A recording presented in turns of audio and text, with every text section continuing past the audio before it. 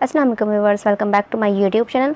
आज मैं आपके साथ प्रीवियस वीडियो का लास्ट पार्ट रीड कर रही हूँ। उम्मीद है आपको ये नावल अच्छा लगा होगा। अगर अच्छा लगा हो तो अपने रिव्यूज़ कमेंट में बताइएगा और लाइक कीजिएगा। और अगर अभी तक चैनल सब्सक्राइब नहीं किया है तो पहले चैनल सब्सक्राइब कर लीजिएगा। चलिए अपना नावल स्टार्ट करते हैं। ज़ीशान, आप कहाँ बिज़ी रहते हैं? मुझसे बात ही नहीं करते। आज बहुत दिनों बाद सकीना की कॉल ज़ीशान ने उठाई थी। ज़ीशान के दिल में उसके लिए कुछ था ही नहीं। वो तो बस उसे सबक सिखाना चाहता था, मगर सकीना शायद उम्मीदें वाबस्ता करती जा रही थी। ज़ीशान ने बेजारियत से फ़ोन को घूरा।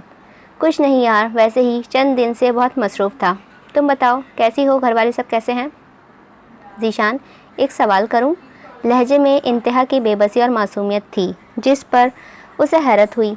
आप सच में मुझसे मोहब्बत करते हैं ना? कहीं हैदर के साथ जो मैंने किया उसका बदला तो नहीं ले रहे ना? ज़ीशान ने दिलचस्पी लेते बैकग्राउंड से टेक लगाई। ऐसा क्यों लगा? क्योंकि मैंने जो हैदर के साथ किया वो बहुत गलत किया था। मुझे ऐसा नहीं करना चाहिए था, मगर मैं क्या करती? मैं डर गई थी। कैसे हैदर जैसे जवान इंसान का बोझ उठा सकती थी जैसे रुबा उठा रही है? ना चाहते हुए भी दिल ने गिला कर ही दिया था, जिस पर वो सर झुका गई। नाखून से बेड पर लकीरें खींचती वो सोचों में पड़ गई थी। काफ़ी देर खामोशी के बाद वो फिर बोला, देखो सकीना, मोहब्बत में बहुत ताकत होती है। तुम मुझे एक बात बताओ, तुम हैदर से मोहब्बत करती थी या उसकी शख्सियत से मानूस थी? उसके सवाल पर उसे हैरत भी हुई और शर्मिंदगी भी। बताओ। वो खूबसूरत था ज़ीशान, बहुत वजाहत भरी शख्सियत थी उसकी। हर लड़की का ख्वाब बन सकता था वो, और मुझे भी वो अच्छा लगा था, इसीलिए अपना बनाना चाहती थी। उसने घूर कर फ़ोन की स्क्रीन को देखा। तुम्हें सिर्फ उसका हुस्न प्यारा था, और जैसे ही उसके दाग लगा तुमने उसे छोड़ दिया। तुमने उससे मोहब्बत नहीं की, रुबा ने उससे मोहब्बत की है, उसकी हकीकत से मोहब्बत की है, और ना सिर्फ मोहब्बत की है, उसे ठीक करने के लिए हद कर दी है।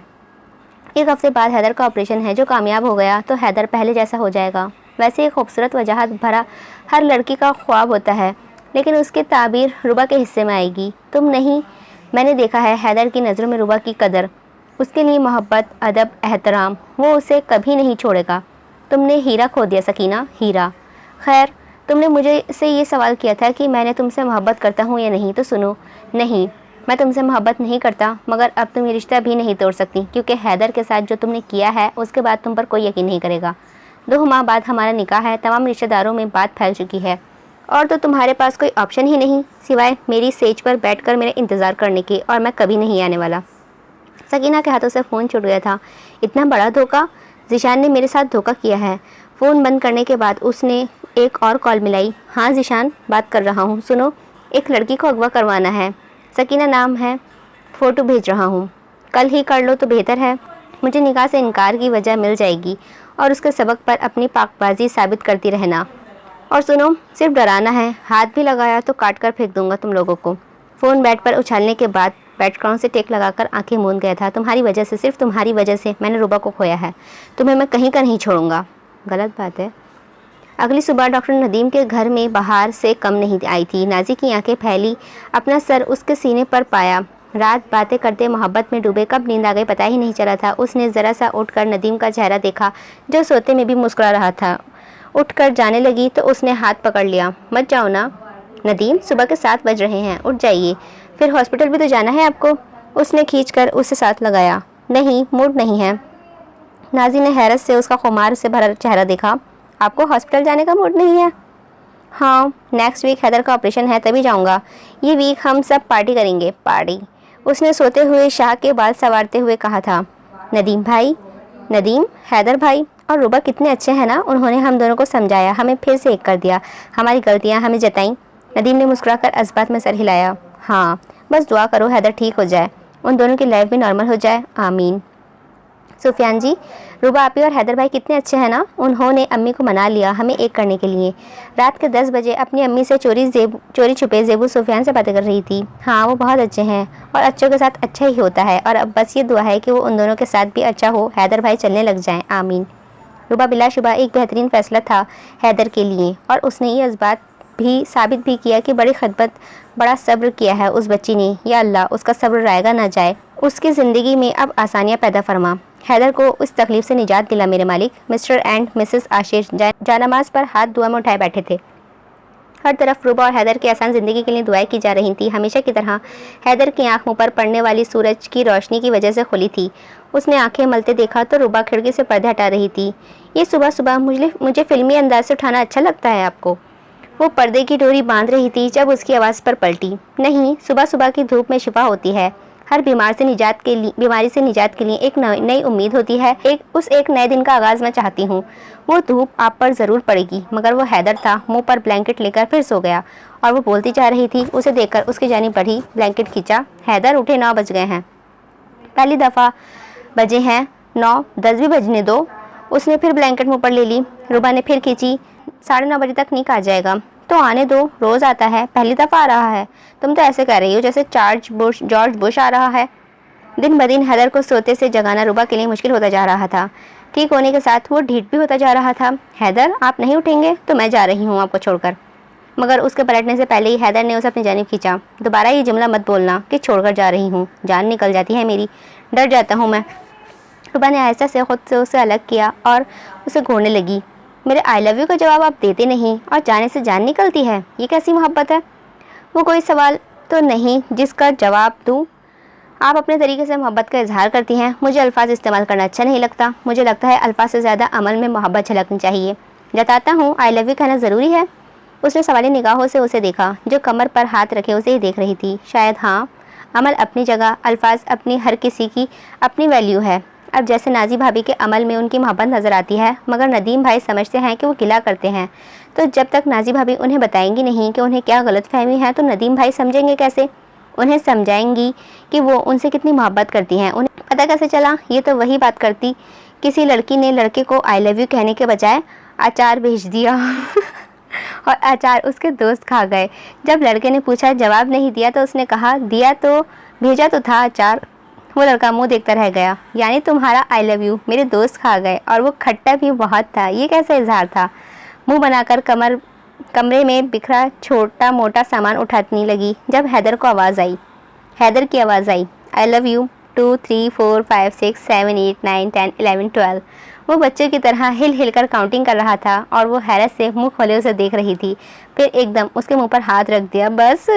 हैदर ने मोहब्बत से हाथ हटाया और पकड़ लिया। अभी कहाँ बस, अभी तो 13 14 13 से निकलनी है। अभी तो ज़िंदगी भर का सफ़र बाकी है। उसे बाहों में भरते वो बैकग्राउंड से टेक लगा गया। नाजी के साथ किचन में नदीम ने उधम मचाया हुआ था। वो काम कम और बिगाड़ ज़्यादा रहा था। आटा गूंथते उसने पूरा काउंटर पर बिखेर दिया था। उसे भी नाजी ने साफ़ करके ठीक किया। उसके बाद ऑमलेट के लिए प्याज काटते वो रो भी रहा था। वो भी नाजी को ही काटने पड़े। और अब वो अंडे फेंट रहा था, जिसमें चीटने कुछ उसके एप्रन पर पड़ रहे थे, कुछ फिर काउंटर पर और कुछ ज़मीन पर। नाजी ने अचानक उसका हाथ पकड़ा। नदीम, बैटर थोड़ा अंदर करें, आधा से ज़्यादा बाहर रहेगा तो अंडा का ये रायता तो फैलेगा ही ना। उसे सिखाकर वो चूल्हे के पास आई। थोड़ी देर बाद फिर वही हाल। ये नहीं हो रहा नाजी ने उकता कर कहा। उसका रुख अपनी जानिब किया और एप्रन उतारकर उसके हाथ से बीटर लेकर उसे बाहर धकेल दिया। मैं कर लूँगी। मुंह बनाता वो शर्ट के कफ सीधे करता हुआ बाहर आ गया था, जहाँ रुबा हैदर को निक के हवाले करके बाहर आ रही थी। Good morning. नदीम की चहकती आवाज़ पर उसने हैरत अंगेज़ नज़र से उसे देखा था और जवाब देती किचन में आई। शुक्र रुबा, आप आ गई, मेरी मदद कर दी। नदीम क्या हाल करके गए हैं? उसने हैरत से नाजी को देखा। नदीम भाई यहाँ किचन में आपकी मदद कर रहे थे? हाँ, मदद कम, काम बढ़ा ज़्यादा रहे थे। उसने खुशी से उसे खींचकर सीधा किया, जो नीचे कैबिनेट से कुछ निकाल रही थी। वो मान गए? उसके सवाल पर वो मुस्कुराकर सर झुका गई। कल रात को मना लिया मैंने, वैसे जैसे उन्हें अच्छा लगता है हाई हील्स पहनकर। उसने खफत से उसे देखा। डांटा उन्होंने कि ये पहनने की क्या ज़रूरत थी, पर मान गए। सारी गलतफहमियां दूर हो गई हैं। थैंक यू तुम्हारा और हैदर भाई का। उसने तशक्कुर से उसे गले लगा लिया। सच शुक्र। हैदर रेडी होकर बाहर आया तो सामने का मंजर हैरत अंगेज तौर पर मुकम्मल था। शाह नदीम की गोद में बैठा खा रहा था। नाजी बाहर आई तो प्लेट रखते नदीम ने उसका हाथ पकड़ा, जिसे छुड़ाने का नाकाम कोशिश कर रही थी, जो नदीम पूरी नहीं होने दे रहा था। हैदर तो खुशी से झूम गया था। निक, वो देखो। निक ने उसकी नज़रों के ताक़ुब में देखा तो नदीम नाजी का हाथ छोड़ने के गरज में ही नहीं था। वो शर्म से सर झुका गया। हैदर के कान के करीब बोला, ऐसे मोमेंट्स नहीं देखते ना। हैदर ने संजीदगी से उसे देखा, जो नीम मुस्कुरा रहा था। वहाँ छोड़कर आओ मुझे। उसे चीख कर कहने पर वो व्हीलचेयर धकेलता उसे डाइनिंग टेबल तक ले आया। Good morning. शाह और नदीम ने एक नज़र मुस्कुराकर उसे देखा था। गुड मॉर्निंग, कैसे हो हैदर? उसने इस्बात में सर हिलाया। शाह की पूरी तवज्जो अपने बाबा पर थी, जिस पर हैदर और भी ज़्यादा खुश हो गया था, और कुछ ही देर में डाइनिंग टेबल उनके कहकहों से गूंज उठा था। रुबा और हैदर के चेहरे पर पुरसुकून था। इस बात से अनजान कि एक नया तूफान आने वाला है सकीना की ज़िंदगी में। वो अपने कमरे में लाइट्स ऑफ किए सो रही थी। खुली खिड़की से फ़ायदा उठाकर मास्क पहने 2 लोग अंदर कूदे। एक नज़र सकीना को देखा, रुमाल निकालकर उस पर क्लोरोफॉर्म लगाया और उसके जानिब चल दिए। इससे पहले कि वो रुमाल नाक पर रखती, सकीना जाग गई। उसने बेसाख्ता उसका हाथ पकड़ लिया। कौन हो तुम? उसके सवाल पर वो हौकों की तरह उसे देखने लगी। उस आदमी ने बहुत कोशिश की रुमाल नाक के करीब करने की, मगर नाकाम। वो उठ खड़ी थी। सफ़ेद कुर्ता पजामा, दुपट्टे से आरी, खुले बाल। वो किसी की नीयत भी इस वक्त ख़राब कर सकती थी, मगर जो सामने थे उन्हें हाथ लगाने की ही कब इजाज़त थी। उन्हें तो बस उसे उठाना था। चोर चोर, उसने शोर मचाना शुरू किया तो वो और डर गए। भागने की कोशिश की तो उसने एक आदमी को पकड़ लिया। अब्बू, अम्मी, चोर चोर। उसकी आवाज़ इतनी बुलंद थी कि वो लोग जाग गए थे। ऊपर की जानिब भागे। अचानक दूसरे आदमी ने अपने साथी को बचाने के चक्कर में चाकू सकीना के पेट में घुसा दिया। बेदर्जे पे दर्जे 2 वार किए जाने पर वो बेहोश होकर गिर गई और वो भाग गए। आशिर साहब जब तक वहाँ पहुँचे तब तक शायद देर हो गई थी। सामने का मंजर कयामत से कम नहीं था। सफ़ेद कपड़े सुर्ख हो चुके थे। शहला बेगम की चीखें पूरी हवेली में गूंज रही थी। आशिर साहब ने एम्बुलेंस बुलाई, उसे बाहों में उठाए वो भागे। एम्बुलेंस में डालने के बाद जीशान को कॉल की। हेलो जीशान। वो नींद से बोझल होते वजूद को संभाल कर उनकी बात सुन रहा था। जीशान, सकीना पर कातिलाना हमला हुआ है। वो एकदम उठ बैठा। क्या? कौन सा हॉस्पिटल? एड्रेस बताने के बाद वो जिस हालत में था उसी हालत में भाग गया। इमरजेंसी के बाहर वो तमाम लोग बैठे डॉक्टर्स का इंतजार कर रहे थे। शाला बेगम को जीशान की वालदा संभाल रही थी। आशिर साहब भी सर हाथों में गिराए बैठे थे। एक टांग फोल्ड करके वो दीवार से लगे वो कमरे के बाहर डॉक्टर का वेट कर रहा था। उसने कई बार अपने कदमों को फ़ोन किया, आदमियों को फ़ोन किया जो उठा नहीं रहे थे। उसका मीटर हद तक शॉर्ट हुआ पड़ा था। मिलो तुम लोग, तुम्हारा कत्ल मेरे हाथों ही होगा। थक कर वो जाकर आशिर साहब के साथ बैठ गया। डॉक्टर बाहर आए तो उसके अलावा सब ही लपके। वो अभी भी सर झुकाए बैठा था। चाकू उनके पेट में बहुत अंदर तक घुस गया है, जो बच्चादानी को भी फाड़ गया। मुझे अफसोस से कहना पड़ेगा कि वो अब कभी माँ नहीं बन सकती। उसने मुठ्ठियाँ भींचकर आंखें जब्त से बंद कर ली। ना चाहते हुए भी एक आंसू आँख से बहकर निकला। वो जब्त करके बाहर चला गया। खुली हवा में भी उसका दम घुट रहा था। जब उसके कंधे पर किसी ने हाथ रखा, उसकी वालदा उसके गले से लगी रोने में मसरूफ़ थी और वो बगैर किसी तासुर अपने छुपाए चुप करवा रहा था। उसका चेहरा बिल्कुल सपाट था। ना गम, ना गुस्सा, ना दुख, ना मलाल, कुछ भी नहीं। ये क्या हो गया तुम्हारे साथ जीशान? क्या हो गया? अभी तो खुशियाँ शुरू भी नहीं हुई थी। उसने आराम से उनके आंसू पोंछे। मेरे साथ कुछ भी नहीं हुआ अम्मी। वो मेरी मंगेतर थी, बीवी नहीं जो मेरी भी ज़िंदगी भी उसके साथ बर्बाद हो जाए। वो हैरत से उसे देखती रह गई। जीशान, ये तुम क्या कह रहे हो? पेशेंट को होश आ गया है। नर्स की बात सुनते ही वो अपनी वालदा को लेकर अंदर आ गया था। उसके कमरे के बाहर खड़े होकर एक नज़र उसे देखा जो गैर मरी नुक्ते को घूर रही थी। दरवाज़ा हल्का सा खोल दिया जिससे आवाज़ अंदर जा सके। मैं क्या कह रहा हूँ अम्मी, समझे? मैं कैसे एक ऐसी लड़की से शादी कर सकता हूँ जो मुझे औलाद नहीं दे सकती? चीखने की आवाज़ पर उसने दरवाजे की जानिब देखा जहाँ शीशे से जीशान नजर आ रहा था। जीशान, खुदा के लिए आहिस्ता बोलो, वो सुन लेगी। सुनने दे अम्मी, उसे भी तो पता चले जो अल्फाज दूसरों के लिए इस्तेमाल किए हैं अपनी ज़ात पर कैसे महसूस होते हैं। और कमी तो कमी होती है ना। वो खामिज़दा चीज़ कौन अपनाता है? मर्द एक औरत लाता है अपनी नस्ल बढ़ाने के लिए जो ये नहीं कर सकती। मैं क्या कोई भी मर्द करने से पहले 100 बार सोचता है? मेरा इतना बड़ा ज़र्फ नहीं कि मैं एक अधूरी औरत को अपना लूँ। मुझे माफ़ कर दें। हाथ जोड़कर वो अंगूठी वहीं चेयर पर रखकर आगे बढ़ गया था। एक इल्तिजा है तुमसे। आशिर साहब की आवाज़ पर उसने पलटकर उन्हें देखा। परसों हैदर का ऑपरेशन है, तब तक अगर ये बात उसे ना पता चले तो अच्छा होगा। सर झुकाए निहायत जब्त से वो ये अल्फाज अदा कर रहा था जिस पर वो अज़बात में सर हिलाकर बाहर आ गया। गाड़ी में बैठकर माथा स्टीयरिंग से टिका लिया। ये वही जानता था ये अल्फाज उसने कैसे वहाँ बोले हैं, कैसे खुद को मारा था।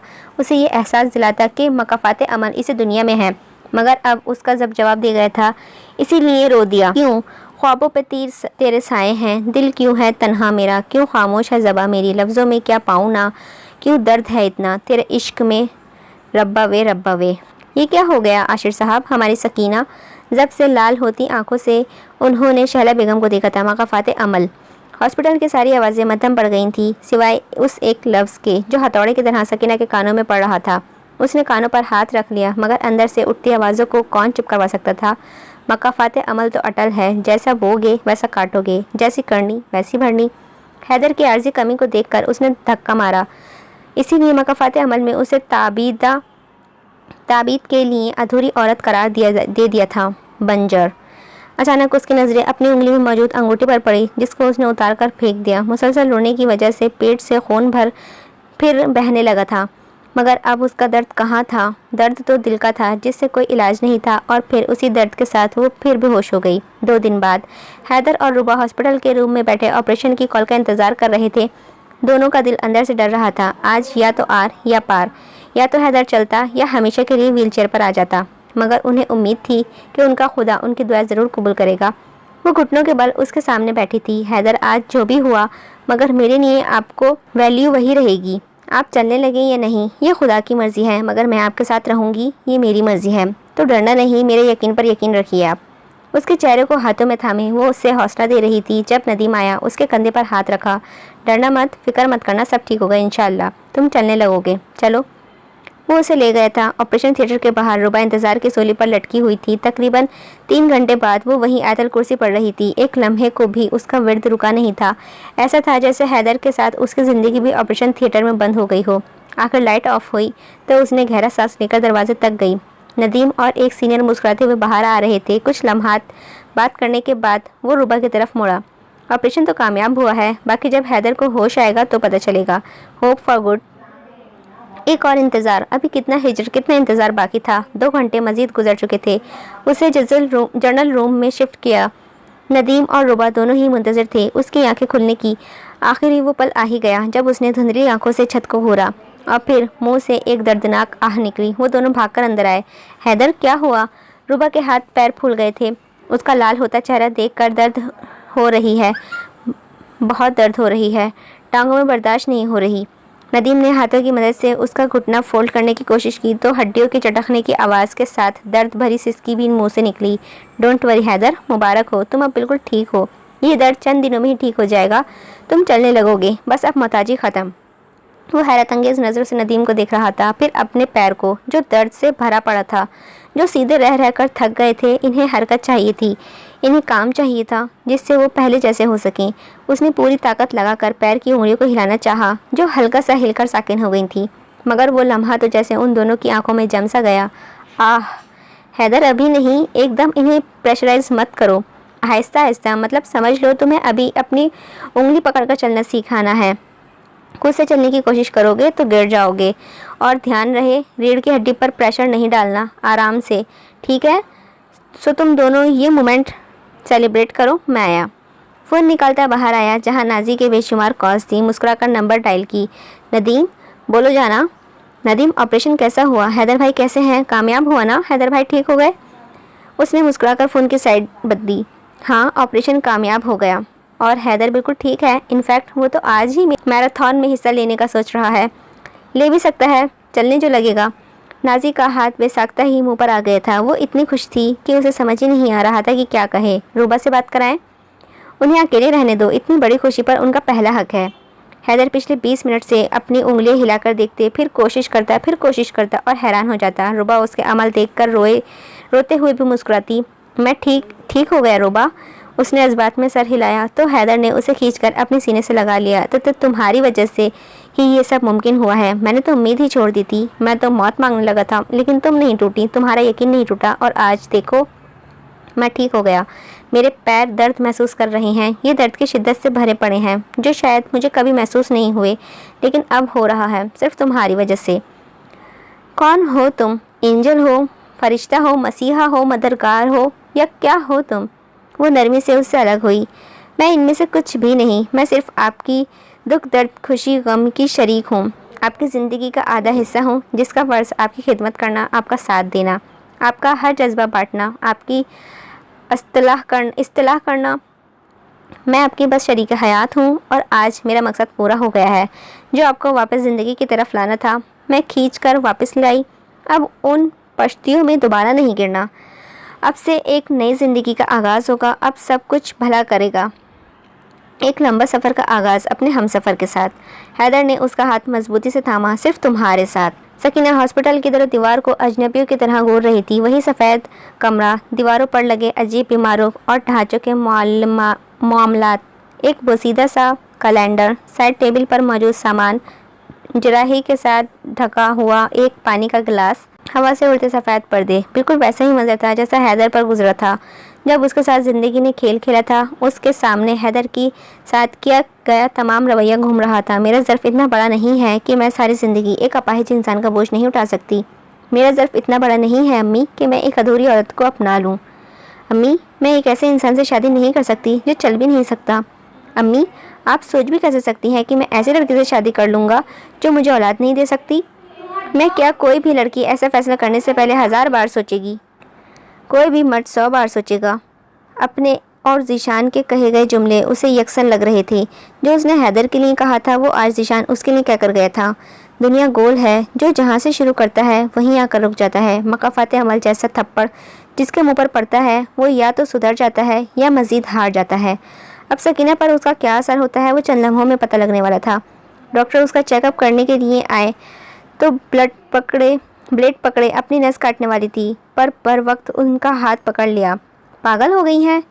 हाँ, पागल हो गई हूँ मैं किसी काबिल नहीं हूँ। मैं मोहब्बत का कोई हक अदा नहीं कर पाई, मैं वफ़ा नहीं निभा पाई, गमगुजार नहीं बन पाई। मैंने हैदर को धक्का मारा तो खुदा ने मुझसे औरत होने का हक छीन लिया। बंजर हूँ, क्या दे सकती हूँ किसी को? मुझे मर जाना चाहिए, मरने दें मुझे प्लीज़। मगर डॉक्टर उसके हाथ से ब्लेड लेकर किट उठाकर बाहर आ गई और उसकी वालिदा को अंदर भेज दिया। सकीना, ये क्या हरकत थी?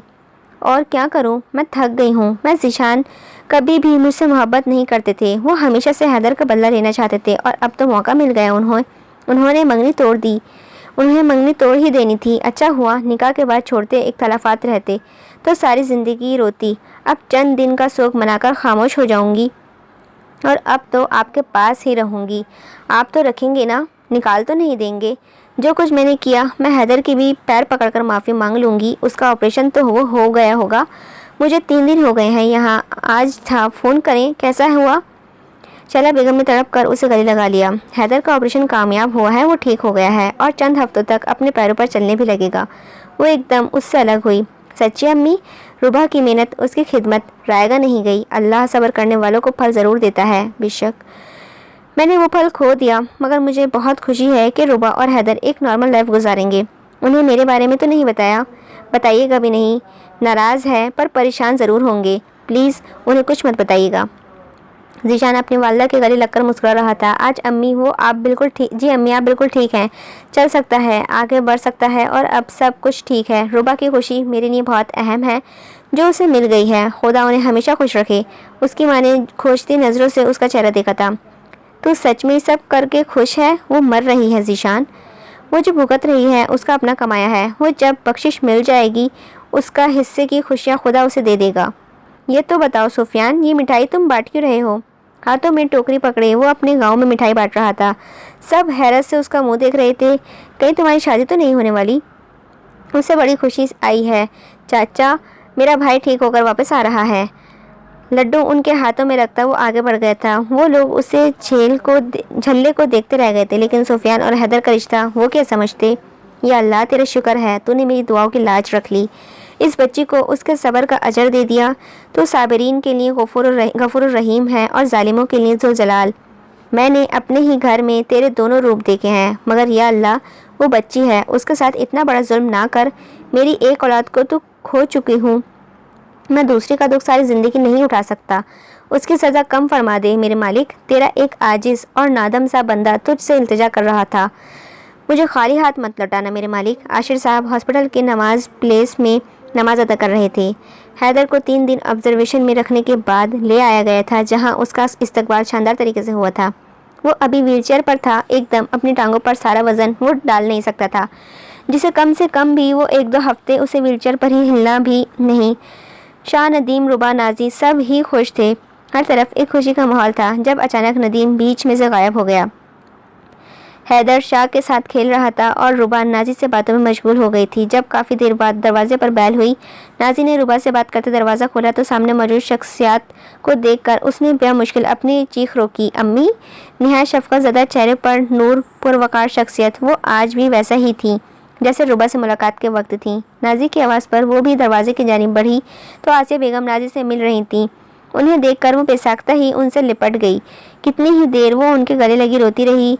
मैं आपको बता नहीं सकती मैं आपकी कितनी शुक्रगुजार हूँ। आज आपकी वजह से इस मुकाम पर हूँ। मैं और हैदर एक हैं।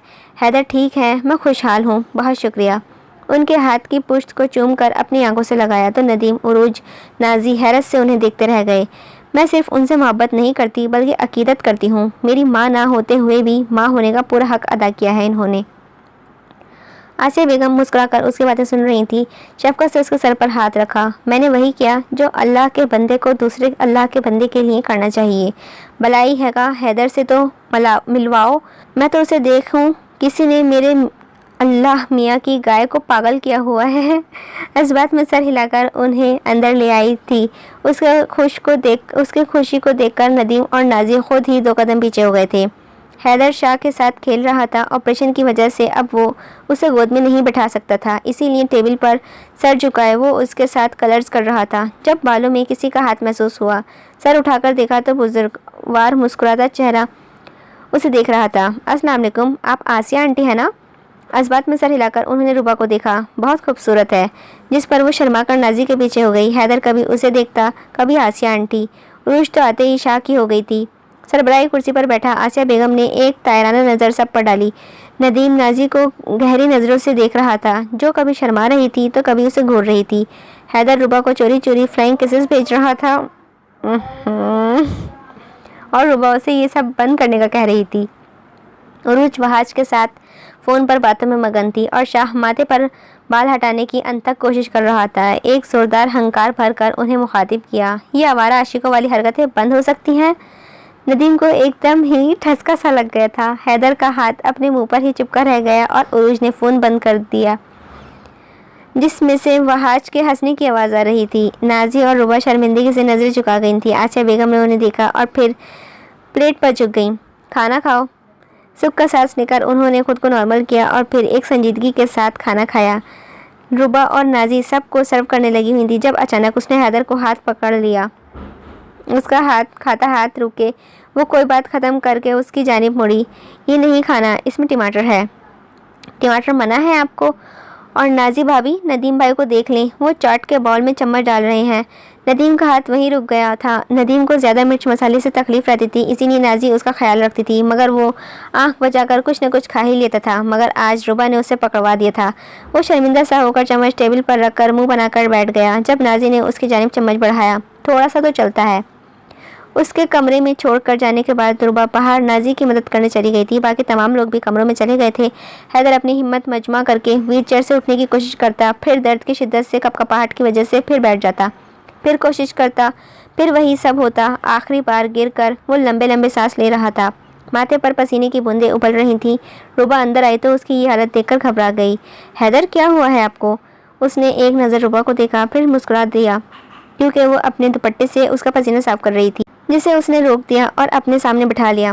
कुछ नहीं हुआ मुझे, इतना ना डरा करें, अब नहीं मरने वाला। रुबा ने खफगी से नज़र से उसे देखा। हैदर, ऐसी बातें क्यों करते हैं? सच ही तो है, तभी आई थी वापस जब आखिरी सांसें ले रहा था। शुक्र ख़त्म होने से पहले वापस आ गई। हाथ सर टेबल पर रख कर दूसरा उसके हाथ पकड़कर वो आसानी से खुद बेड पर बैठ गया, जिस पर रुबा उसे देखती रह गई। यकीन सा नहीं आ रहा ना, कल तक जो हिल भी नहीं पा रहा था आज वो चल सकता है। रुबा की आंखें फिर भर गई थी। हैदर ने प्यार से उसके आंसू पोंछे। अब रोने का वक्त गया, अब से खुशियों का आगाज़ होगा। घुमाकर उसकी पुष्ट कर सीना से लगाया और बैकग्राउंड से टेक लगाकर आंखें मूंद लीं। वो भी आंखें बंद किए लेटी थी। हैदर, अगर मैं आपसे पहले चली गई तो मैं भी तुम्हारे साथ ही जाऊंगा। तुम और मैं अलग कब हैं? वो एकदम उठ बैठी। नहीं हैदर, हम में से जो भी पहले चला गया दूसरा नहीं जाएगा। दूसरा जिंदा रहेगा अपने बच्चों के लिए, उनकी मोहब्बत के लिए। वादा करें, अगर मैं पहले मर गई तो आप मेरे साथ नहीं मरेंगे, हमारे बच्चों के लिए जिंदा रहेंगे। उसने एकदम उसका चेहरा हाथों में भरा। ये क्यों कह रही हो? क्योंकि मौत अटल, मुझे डर लगता है। आपसे अलग होने से एक मौत ही तो है जो हमें अलग कर सकती है। उसकी बातों से हैदर का भी दिल घबरा गया था, फिर भी वो संभल गया। मौत कल है, आज ज़िंदगी है। कल की मौत का सोचकर आज की ज़िंदगी की कुर्बानी गलत नहीं है। तुम्हारा मेरा साथ जहाँ तक रहेगा अटल रहेगा, समझी?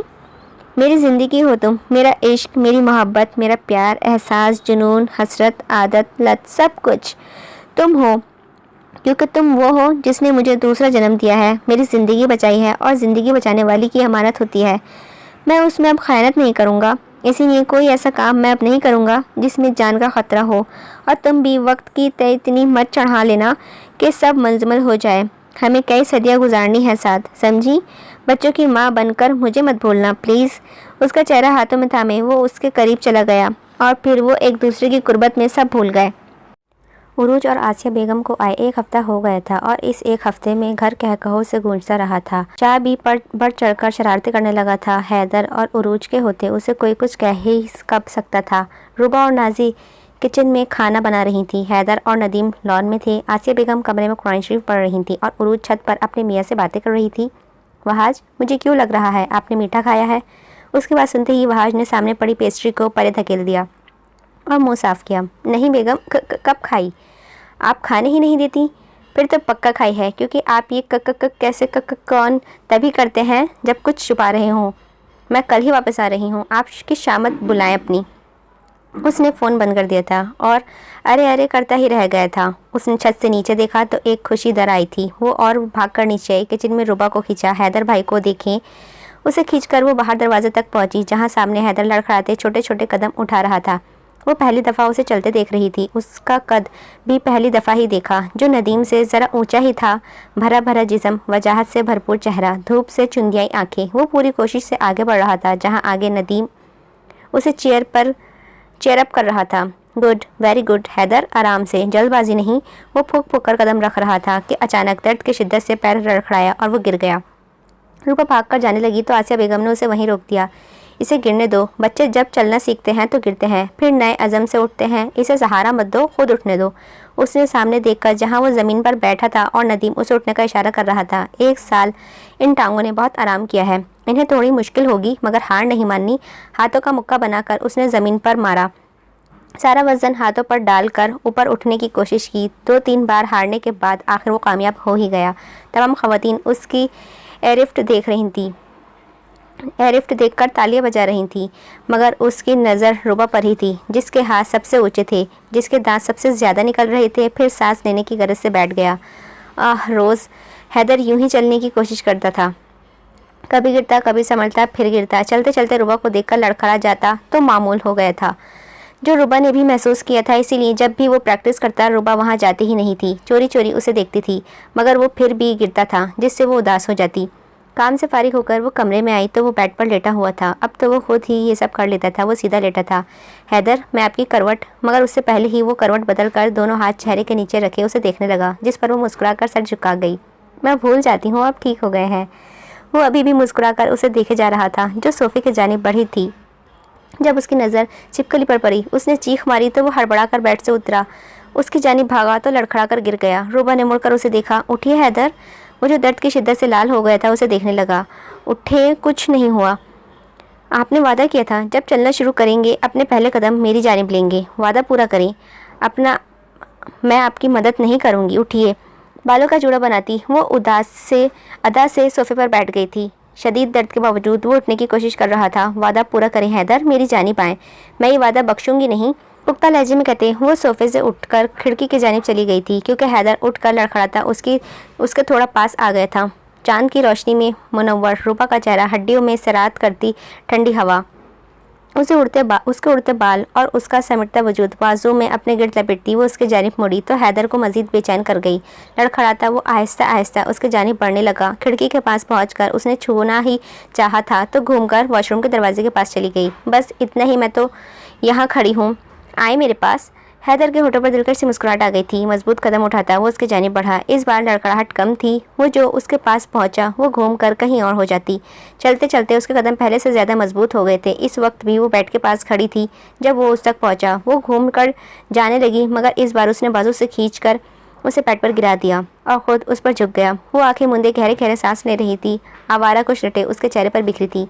उसके एक एक नक्श को गौर से देखते उंगलियों के पोर से बाल चेहरे से हटाए। रूबा ने आंखें खोलकर देखा तो वो दीवानों की तरह उसे ही देख रहा था। हैदर, मैंने अपना वादा पूरा किया, अब तुम्हारी बारी। तुमने कहा था जिस दिन तुम्हें खुद बेड पर लेकर आऊँगा तुम तब आओगी। अब तुम्हारी बारी, अब मुझसे दूर जाने का सोचना भी मत। जिस पर उसने नफ़ी में सर हिलाया।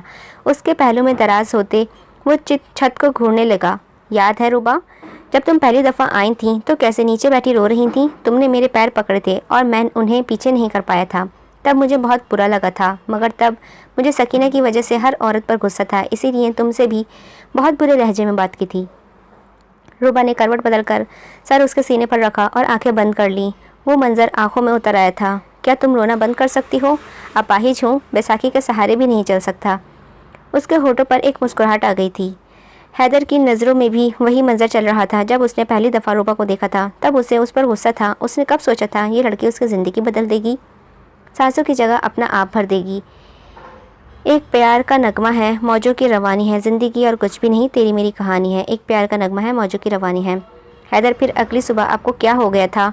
तब आप बहुत पोलाइट हो गए थे। जब मैं कुरान निकाल रही थी, आंखें बंद आंखों में अब वो मंजर उतर आया था। ये दराज थोड़ा फंस कर निकलता है, आइंदा ध्यान रखिएगा। इसलिए नहीं कि मेरी नींद ख़राब होगी, इसीलिए कि आपको चोट न लग जाए। बोलिए ना। उसके बोलने पर उसने मज़ीद खुद में भींचा था, क्योंकि मैं सारी रात यही सोचता रहा था कि इसमें आपका क्या कसूर, आपके साथ भी तो गलत हुआ था, इसीलिए नरम हो गया था। और रुबा, तुम्हें याद है एक आपका मुझसे पहला सवाल जब आपको पता चला था कि मैं दुआ में मौत मांगता हूँ? रुबा ने मुस्कुराकर उसे देखा। मगर ये गुनाह है, मायूसी है। जी, और आपने तब से मेरे सवालों के जवाब ना देने का कसम खाई थी। अब दूंगा ना, सारे सवालों का जवाब दूंगा, अपने अंदाज में। उसके बालों में चेहरा छुपाते खुमार आलूद लहजे में बोला तो वो खुद में समेट गई थी। याद है रुबा, जब आपने पहली दफ़ा मेरी मदद की थी मेरी करवट बदलने में, तब मेरे दिल में आपके लिए बहुत इज्जत आ गई थी। इस मंजर को याद करते रुबा की आंखें भर गई थी। तभी तो पहली बार उसने हैदर के चेहरे पर शर्मिंदगी देखी थी, तशक्कुर देखा था, तो वो डर गई थी और गलत फैसला कर लिया था। हैदर के गर्दन पर अपनी गिरफ्त मजबूत करती वो रोती थी। वो एहसास ही जानलेवा था कि उसने हैदर को तकरीबन खो ही दिया था, मगर भी सोने वक्त से हैदर को चुरा ही लिया था। उसने वक्त से हैदर को चुरा ही लिया था। कुछ पाकर खोना है, कुछ खोकर पाना है। जीवन का मतलब तो आना और जाना है। 2 पल के जीवन में एक उम्र चुरानी है। ज़िंदगी और कुछ भी नहीं, तेरी मेरी कहानी है, एक प्यार का नगमा है। जब मैंने तुमसे पहली बार तुम्हारा नाम पूछा था तो सुफियान ने तुम्हें रुबाइशा के बजाय ज़ेबाइशा कहा था। उसे तुम्हारा नाम समझ ही नहीं आया था। वो हंस दी थी। जब मैं तुम्हें विंडो से देख रहा था तो तुम मुझसे बहुत अच्छी लग रही थी, धूप से खेलती। फिर तुम्हें अचानक क्या हुआ था जो मुझे देखकर तुम भाग गई थी? उस याद को याद करते वो ज़ब्त के इंतहा पर आ गई थी। उसने सर ऊंचा करके हैदर की आंखों में देखा। जो मंजर मैंने ख्वाब में देखा था बिल्कुल वैसा ही आप मुझे शीशे से नज़र आ रहे थे। अपने ख्वाब की ताबीर से डर गई थी। हैदर ने उसके गाल पर हाथ रखा। इतना डर गई कि छोड़कर चली गई? उसके सीने पर सर गिराई वो टूट गई थी। हैदर ने प्यार से उंगलियां उसके बालों में घुसा दी। Sorry, I am really sorry. उसके बाद यूँ लगा जैसे मैं इस दुनिया के सबसे बेकार इंसान हूँ। कोई मुझे अपनाना नहीं चाहता था। तब समझ आया सारी दुनिया हुस्न परस्त है और मेरे पास ना हुस्न है ना पैसा। सकीना ने भी मेरी खामी को देखकर छोड़ा और आपने भी ज़िंदगी भर के बोझ से जान छुड़ा ली। नहीं हैदर, मैं हुस्न परस्त नहीं थी। मुझे आपकी बीमारी से डर नहीं लगता था। मुझे आपकी शर्मिंदगी, आपके शुक्रगुजार होने से डर लगता था। मैं आपके चेहरे पर शर्मिंदगी नहीं देख पाती थी। मगर आपको खोकर मैंने क्या पाया था? कुछ भी तो नहीं। अल्लाह तक को खो दिया, घर खो दिया, सबसे दूर हो गई। मुझे अभी तो सज़ा मिली थी। हैदर ने मुस्कुराकर उसे देखा। शुक्र, आपको अपनी गलती का एहसास वक्त से पहले हो गया, वरना थोड़ी देर भी करती तो शायद सिर्फ कब्र ही देख पाती। प्लीज़ ऐसी बातें ना करें। हैदर ने हंसकर आंसू साफ किए और चेहरा उसके करीब कर लिया। अच्छी बातें करते हैं। याद है जब आप वापस आई थी और आशिर चाचू से बहस के बाद उन्होंने आपको कमरे में मेरे सामने धकेला था? उस वक्त जिस तरह से आप मुझे देख रही थी, मुझे आपसे डर लग रहा था कि कहीं आप मुझे गला दबा के मारने तो नहीं आई। उसने खफगी से उसे देखा। लेकिन उसके बाद आपका इजहार करना, ओफ। उसने मुसर्रत से आंखें बंद की उसे मंजर को याद करते। क्योंकि मैं मोहब्बत करती हूँ आपसे। एक लम्हे को तो दिल बंद हो गया था। मेरा यकीन नहीं आ रहा था कि कोई लड़की मेरी हकीकत जानने के बावजूद भी ये अल्फाज मुझसे कह सकती है। इसीलिए तो चंद लम्हे शौक रह गया था मैं, और जब होश आया तो चाचू और सुफियान को देखकर शर्म भी आई। आपको नहीं आई थी? जिस पर रूबा ने ढीठों की तरह सर नामे हिला दिया। जी, आप काफ़ी बेशरम हैं। रूबा ने गुस्से से उसका नाक पकड़ा, जिस पर वो हंस दिया। तो धार है नदिया की, मैं तेरा किनारा हूँ। तू मेरा सहारा है, मैं तेरा सहारा हूँ। आँखों में समंदर है, आशों का पानी है। ज़िंदगी और कुछ भी नहीं, तेरी मेरी कहानी है। उसके बाद तो आप अपने रंग दिखाने लगी। ओफ, कभी कभी आपकी बातें मुझे शर्माने पर मजबूर कर जाती थी। आपका ना डरे मेरे करीब आना, हक जताना, मोहब्बत भरी बातें करना। रूबा ने एकदम उसके मुंह पर हाथ रखा। हैदर बस करें, मुझे शर्म आ रही है। उसने हैरत से हाथ उठाया। आपको और शर्म? अच्छा मजाक था। तब तो आपका मूड ठीक करने के लिए ये कहती थी, वैसे मुझसे बहुत हया है, मुझ में बहुत हया है। हैदर ने मोहब्बत से उसका गाल सहलाया। मैं जानता हूँ, मैंने आपकी ही हया के सारे रंग देखे हैं, इसीलिए तो मुझे रंग दिया है अपने रंग में आपने। लेकिन मुझे एक बात है से आप पर गुस्सा है। अचानक ही वो उससे दूर हो गया था, जिस पर वो तड़प कर उठी। किस बात पर? आपने मुझे कामचोर कहा था। हा हा हा हा। रुबा की खनकती हंसी पूरे कमरे में गूंज गई थी। वो तो मैं आपको खुश जोश दिला रही थी। उस वक्त आप दर्द से चूर थे, आपका ध्यान बटाना ज़रूरी था, इसीलिए वो बहस शुरू की थी। मगर उसका फ़ायदा भी हुआ था, आप भूलकर बहस करने लगे थे। वैसे आप लड़ने के लिए तैयार रहते हैं। इस बात पर वो भी हंस दिया था। याद है मैंने जब तुम पर उल्टी कर दी थी, तब मेरा दिल कर रहा था ज़मीन में गड़ जाऊं, इतनी शर्मिंदगी हुई थी। हैदर, जब मैं वापस आई थी तब आप घर पर नहीं थे, कहाँ गए थे? वो तो मैं मेरे मामूजात की शादी पर गया था।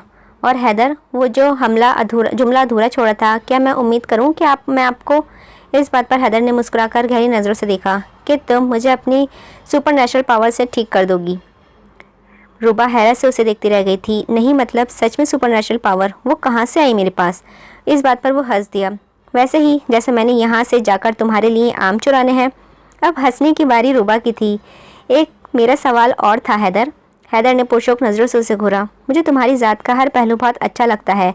तुम्हारे बिना हिचकिचाए मेरे कुर्बत में आना, मुझसे मोहब्बत भरी बातें करना, मेरे बाल संवारना, मुझे खाना खिलाना, मुझसे ज़िद करना, अपनी बात मनवाना, हर पहलू।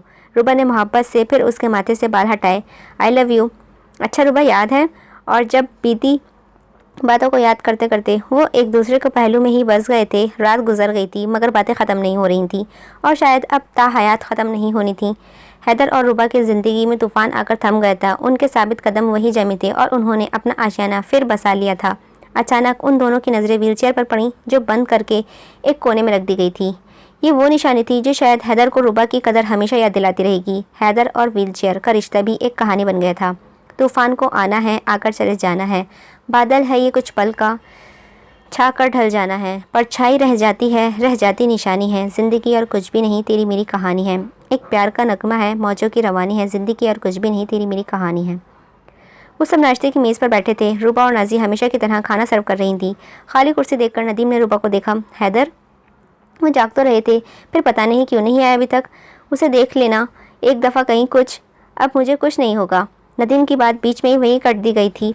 उन सब ने एक साथ उसे देखा। वो देखते रह गए। वाइट टी शर्ट पर जैकेट, ब्लू जीन्स, माथे पर बिखरे गीले बाल, पैरों में जोगर्स, व्हीलचेयर के बगैर वो अपने पैरों पर खड़ा हर किसी को अपनी तरफ मतवज्जा कर गया। एहतियात से कदम उठाता वो नदीम के पास आया, जो हैरत और खुशी से उसे देख रहा था। हैदर ने दोस्ताना तरीके से बगलगीर हुआ। थैंक यू डॉक्टर नदीम, आज आपकी वजह से मैं एक बार फिर अपने पैरों पर खड़ा हूँ। अगर आप मेरा इलाज ना करते तो शायद उसी बेड पर पड़ा मैं बंजर हो जाता, लेकिन आपकी उम्मीद और आपका इलाज मुझे फिर से इस मुकाम तक ले आया था। Thank you so much. Nadeem ने मुस्कुराकर उसकी पीठ थपकी। Good my boy. नदीम के बाद वो आसिया बेगम की तरफ गया, जिन्होंने मोहब्बत और शफकत से उसके सर पर हाथ रखा। आप हमारी मसीहा हैं, जिन्होंने रुबा और हैदर को एक किया। शुक्रिया मुझे रुबा वापस लौटाने के लिए। मेरी चलती सांसों में कुछ हवाएं आपकी भी हैं।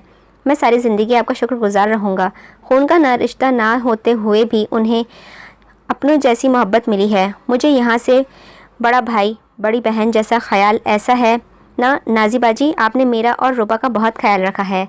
इस घर में गुजारा गया हर वक्त मेरी ज़िंदगी का सबसे खूबसूरत वक्त है। नाजी ने मुश्किल से ख़ुद पर काबू किया था, रोने से ख़ुद को रोका था। शाह के करीब घुटनों के बल बैठकर उसे प्यार करने के बाद मुस्कुरा दिया। आज फुटबॉल खेलेंगे सारा दिन, जिस पर वो उछल पड़ा था। रुबा खुद पर काबू करती किचन में आ गई, जहाँ नाजी और उरूज उसके पास आई। मुबारक हो रुबा, बहुत मुबारक हो। सबकी मुबारकबाद समेटती उसने हैदर को देखा, जो कुर्सी पर बैठा नाश्ता कर रहा था। मैं कितने दिन तक घर वापस जा सकता हूँ? कुछ दिन तक। तुम्हारे 1-2 टेस्ट और हैं, क्लियर हो जाएं फिर तुम जा सकते हो। उसने हंसकर इस बात में सर हिलाया। सामने किताबों का अंबार लगाए वो एक एक किताब को साफ करके शेल्फ में लगा रही थी। 2 दिन से सकीना ने नौकरों को पागल कर रखा था। हैदर और रुबा के कमरों को अपने हाथों से सजाती वो थक भी नहीं रही थी। 1 महीना हो गया था इस वाक़ये को, और इतने वक्त में उसे ख़ुद को इतना मसरूफ़ कर लिया था कि वो दवाइयाँ खाना भी भूल जाती थी। हैदर की एक एक चीज़ को अपने हाथों से सजा रही थी, इसीलिए नहीं कि वो उसे दोबारा पाना चाहती थी। उसने मकाफ़ात अमल से ज़िंदगी संवारने का फ़ैसला किया था, अपना दिल साफ़ कर लिया था। उन दोनों के कपड़ों को इस्त्री करके हैंग करने से लेकर पर्दे बदलने तक हर काम उसने खुद किया था। ज़ख़म कितना सही हुआ था ये नहीं, इस बात का भी उसे होश नहीं था। अचानक उसके हाथ में हैदर की स्केचबुक थी। अपनी तस्वीर देखकर उसकी आंखें भर गई थीं। उसने क्या खो दिया था, मगर वो मेरी किस्मत होता तो वो हादसा ही क्यों होता। वो तो रुबा का ही था हमेशा से। आंसू साफ करके बुक दराज में रखी। शेल्फ ठीक करने के बाद वो डस्टिंग करने लगी तो साइड टेबल पर खून की जमी बूंद देखकर रिफत को घूरा। ये सफाई करती हो तुम, ये देखो। रिफत ने देखा तो नफ़ी में सर हिला दिया। ये तो हमेशा यही रहता है, हैदर भाई ने मना किया है इसे साफ़ करने के लिए। सकीना के माथे पर बल आ गए थे। जब सुफियान आया, वो अक्सर आया करता था सकीना की मेडिसिन लेकर। वैसे भी आशिर साहब ने उसे फैमिली ही कहा था, इसीलिए उसे रोक टोक नहीं थी। ये रुबा आपी का है। जब वो आखिरी बार गई थी तो ये तब लगा था हैदर भाई ने उसे साफ़ करने से मना कर दिया था। सकीना ने हैरत से उसे देखा, लेकिन उसे कैसे पता, तब तो रुबा बहुत जल्दी गई थी, सब सो रहे थे। उन दिनों हैदर भाई सोते कब थे? सकीना के दिल में एक ठेस उठी थी, यानी रुबा को जाते हैदर ने देखा था। क्या बीती होगी उन पर। बस रोना बाकी था, जो उन्होंने नहीं किया। दराजों और दवाइयाँ निकाल कर बास्केट में फेंकते वो बोल रहा था, रिफत आपा इन्हें फेंक दें, अब इनकी ज़रूरत नहीं है। मुस्कुराकर बाहर चला गया था। पिछले जहाँ कभी हैदर ने अपना सुकून ढूंढा था, वहीं आज सकीना थी। विंडो के पास शीशे के पार ढलते सूरज को देखना, पत्तों के पैरों के नीचे मसलते देखना, हवा से बोझल झूले का हिलना, सुरमई शाम में परिंदों का घर लौटना, शीशे पर पड़ते सूरज की आखिरी किरणें, पल पल डूबता सूरज, दूर कहीं कोयल की उदास कूक, पत्तों से आरी दरख्त की वहशत, अब यही सब उसे सुकून देता था। वो घंटों विंडो के पास बैठी उन्हें देखती रहती थी और ज़्यादा वक्त हैदर और रुबा के कमरे में ही गुजारती थी। बेड के पास आने पर एक बार उसे छुआ। ये वो सेज थी जो मैं कभी नहीं सजा पाई। हैदर की तस्वीर को हाथों में लिया। ये वो मोहब्बत जो मुझे कभी रास नहीं आई। आईने के करीब गई, अपने अक्स देखा, वो तन्हा खड़ी। ये वो अक्स जो हमेशा अधूरा रहेगा, हमेशा। मुंह पर हाथ रखती वो नीचे बैठती चली गई थी। वहाँ कोई नहीं था जो उसे सीने से लगाकर दिलासा देता। हैदर के अगले टेस्ट भी बेहतरीन आए थे। वो बिल्कुल ठीक हो गया था। अमेरिका में उसका 2.5 माह का क़याम उसकी ज़िंदगी बदल गया था और आज वो लोग वापस पाकिस्तान जा रहे थे। सुबह से ही घर में एक उदासी सी छाई हुई थी। हैदर घंटा भर से शाह को गोद में लिए बैठा था। उनकी फ़्लाइट रात की थी। रुबा उतरे मुँह से के साथ हर काम कर रही थी। तभी नाजी भी उदास ही थी, मगर एक दूसरे के सामने वो सब ठीक थे। नदीम एक मजबूत और हालत से समझौता करने वाला इंसान था, इसीलिए शायद उसे कम ही फ़र्क पड़ता था। हैदर के साथ उनकी फैमिली का जो भी बॉन्ड बन गया था, हकीकत में वो था। वो उसका पेशेंट ही ना जिसने उसने उसे पैरों पर खड़ा कर दिया था। आसिया बेगम ने बाद में जाना था। कुछ माह ठहरकर उरूज हैदर लोगों के साथ ही जा रही थी। वहाँ की तबीयत कुछ ख़राब थी। शाम हो गई थी। हैदर तैयार ड्राइंग रूम में बैठा था। रुबा भुजे दिल के साथ बैग घसीटती बाहर आई तो सब उसके जानिब मतवज्जा हो गए। सब चीज़ें रख ली है ना, कुछ भूल तो नहीं गए? जिस पर उसने सर झुकाए हाँ में सर हिला दिया। नाजी ने बाजू से खींचकर उसका रुख अपनी जानिब किया। जाते हुए नज़र भी नहीं मिलाओगी? यही वो वक्त था जब उसके सब्र का बांध टूट गया। नाजी के गले लगी, वो रोने लगी थी। ये वक्त जो आपने मुझे दिया है अनमोल तोहफा बनकर रहेगा। मैं कभी नहीं भूल पाऊंगी आपको। वादा करें मुझसे कराची आएंगी तो हमसे मिलने ज़रूर आएंगी। नाजी ने आंसू पोंछकर हाथ उसके हाथ पर रखा। मैं तुम्हें कैसे भूल सकती हूँ रुबा, तुम लोगों की वजह से मैंने नदीम को पाया है। बस तुम लोग खुश रहना और खुदा तुम लोगों को फिर किसी मुसीबत में ना डाले। आसिया बेगम ने ना जाने क्या कुछ उन पर पढ़कर फूंक दिया था। नदीम उन्हें छोड़ने एयरपोर्ट गया था। हैदर तुम मेरी यादगार मरीजों में से एक रहोगे। फैमिली की तरह हमेशा अपना ख्याल रखना। 6 महीने तुम्हें अपना वक्त ख्याल रखना होगा। 6 महीने तुम्हें अपना बहुत ख्याल रखना होगा। वज़न नहीं उठाना, खुद को थकाना नहीं है। और चंद एक चीज़ें हैं जिनसे 6 महीने तुम्हें परहेज़ करना है। बाकी तुम समझदार हो। समझते हो मैं क्या कहना चाहता हूँ? संजीदा चेहरे से उसने इस में सर हिलाया। क्या हुआ? रुबा की आवाज़ पर वो दोनों मुस्कुरा दिए। कुछ नहीं, मैं कह रहा था 6 महीने इसका मुकम्मल ख्याल रख लो, फिर इसे चाहे कोने में फेंक देना, जंग भी नहीं लगेगी इसे। हा हा हा कह कहोगे शाम में वो लोग अमेरिका से खैराबाद कह गए थे। हैदर ने एक नज़र उसे ज़मीन को देखा जिसने उसे क्या कुछ नहीं दिया था। एक नई ज़िंदगी, एक नई फैमिली, एक नई पहचान, और सबसे बड़ी बात, उसने मुस्कुराकर रुबा का हाथ पकड़ा। रुबा का साथ। कराची एयरपोर्ट पर कदम रखते ही अपनायत भरे लहर उसके दिल में घुस गई थी।